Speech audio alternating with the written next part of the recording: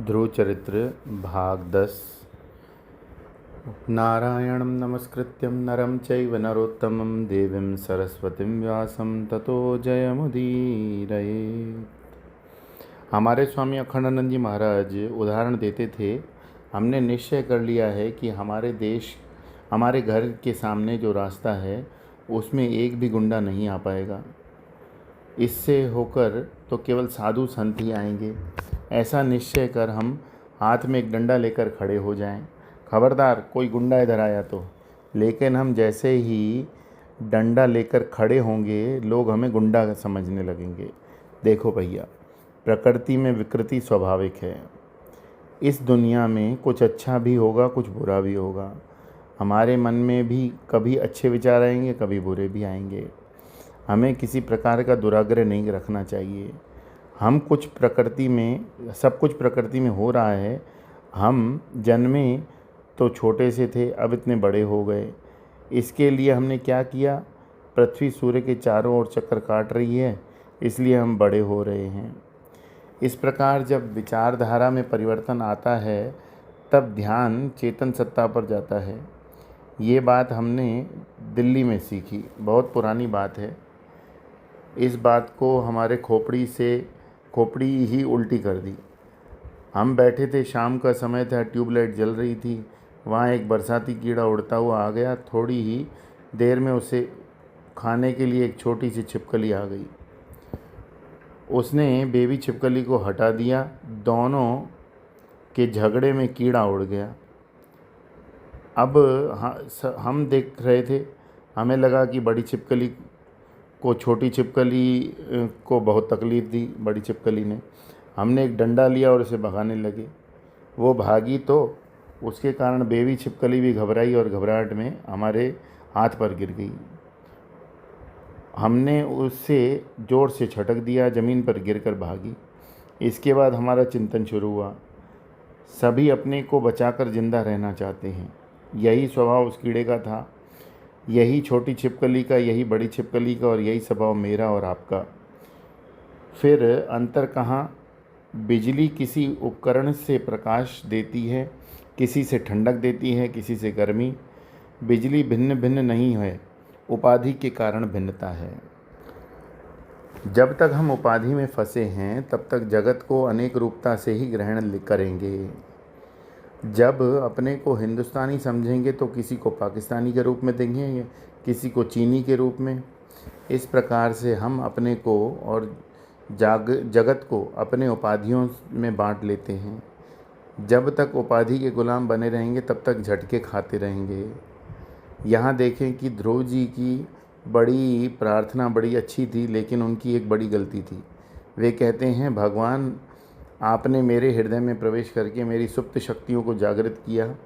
उनका मैं इतना ज़बरदस्त था कि भगवान के सामने खड़े होने पर भी नहीं छूटा। मुझे पिताजी गोद में बैठने नहीं मिला। मैं साधना करके भगवान को प्रसन्न करूँगा। सारी साधना में मैं ही प्रेरणा दे रहा है। प्रार्थना में भी मैं बना हुआ है। जिस प्रार्थना में मैं बना रहता है वह अपने कवित्व की विभूति होती है।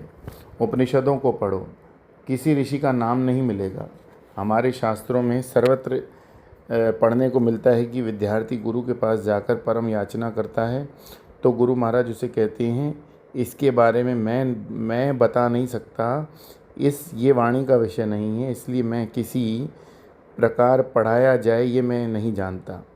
अच्छा, हमारे गुरुजी ने हमें बताया था कि हम तुम्हें बता देते हैं। देखो, कहीं मैं नहीं है।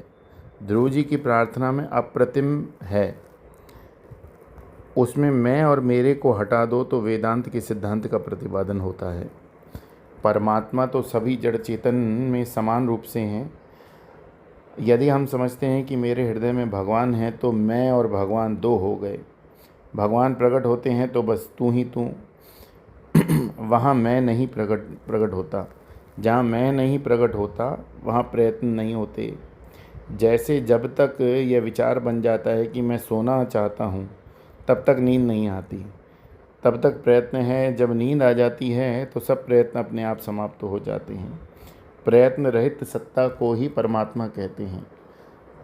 हमारे मंत्रों को देखें तो हम ओम नमः शिवाय, ओम नमो भगवते वासुदेवाय शिव जी को प्रणाम करते हैं, भगवान वासुदेव को प्रणाम करते हैं।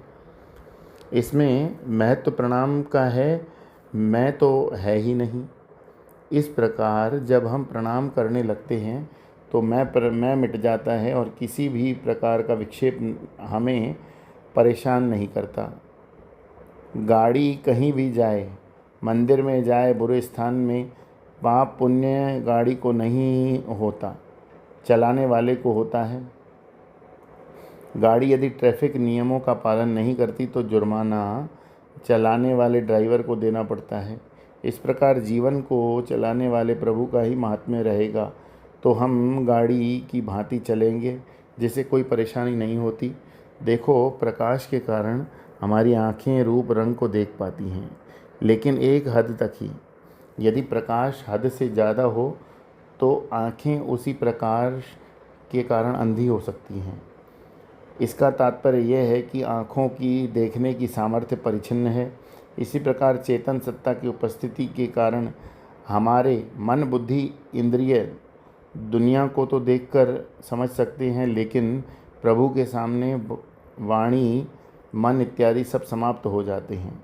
जब ये शांत हो जाते हैं तो परेशानी नहीं रहती, क्योंकि परेशान होने वाला ही मिट जाता है। एक बार एक अम्मा मुझे मिलने आई, बोली, स्वामी जी, वैसे देखा जाए तो सब ठीक है, पर इतना इनका बड़ा कारोबार है, कई जगह फैक्ट्रियां हैं, 4 पुत्र हैं, हर एक अपने बीवी बच्चों के साथ स्वस्थ और तंदुरुस्त है, बढ़िया है, सबका बिजनेस अच्छा चल रहा है। मेरे पास बैंक बैलेंस, चेकबुक, 2-4 नौकर, ड्राइवर, गाड़ी, मैं जहाँ चाहूँ आ जा सकती हूँ। इतना होते हुए भी मेरे मन में शांति नहीं है। आप जैसे हरदम हंसते रहते हैं, वैसे ही मैं हंस सकती, पता नहीं क्या हो गया है। हमने कहा, अम्मा, कारण आपको मालूम है, लेकिन आप स्वीकार करने को तैयार नहीं। आपको मालूम है कि आपकी आवश्यकता किसी को नहीं। You are the most unwanted furniture in the family. सब अपने अपने में व्यस्त हैं, मस्त हैं। ये बात मालूम होते हुए भी आप स्वीकार नहीं कर पा रही, इसलिए दुखी हो। ये बहुत भयानक अनुभव होता है। इसलिए अपने आप को प्रभु के साथ ऐसा जोड़ लो कि अपने को ही किसी की ज़रूरत न रह जाए। अपने अहंकार के कारण हम अपने आप को बहुत महत्व देते हैं और दूसरों से भी ऐसी अपेक्षा रखते हैं, कहते हैं हमें बहुत महत्व दे। एक बार की बात है, एक स्थान पर वेदांत का सत्संग था। हमें उसमें आने के लिए आमंत्रित किया गया। हमने हाँ कर दी। तारीख, समय, स्थान आदि अपने साल भर के कार्यक्रम में नोट कर लिया।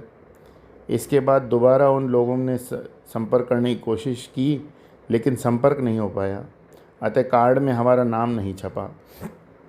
हम तो अपने कार्यक्रम के अनुसार ठीक समय पर पहुंच गए। हमारे साथ कोई चेला चपाटा तो रहता नहीं। वहां जाकर नीचे बैठ गए। वे लोग कहने लगे, महाराज महाराज महाराज, नीचे नहीं, ऊपर बैठिए। फिर पूछा, आपका आसन? हमने कहा, जो आपने बिछाया वही हमारा आसन है।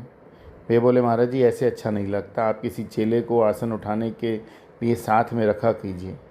हमने कहा, हमें मालूम है कि आप ग्रस्त लोग हो, आसन क्यों रखते हो?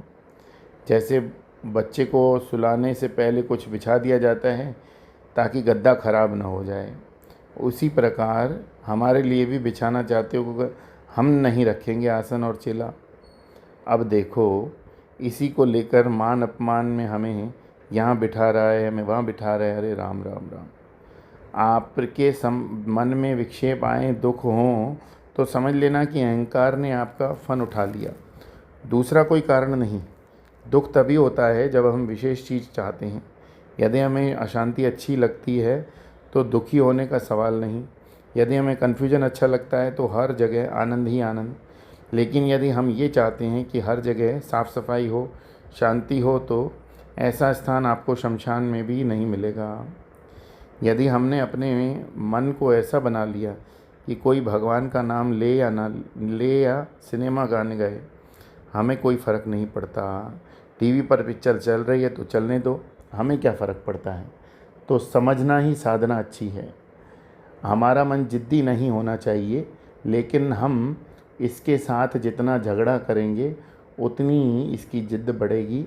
इसका उपाय यही है कि इसे प्रभु के चरणों में लगा दो। ओम नमो भगवते वासुदेवाय।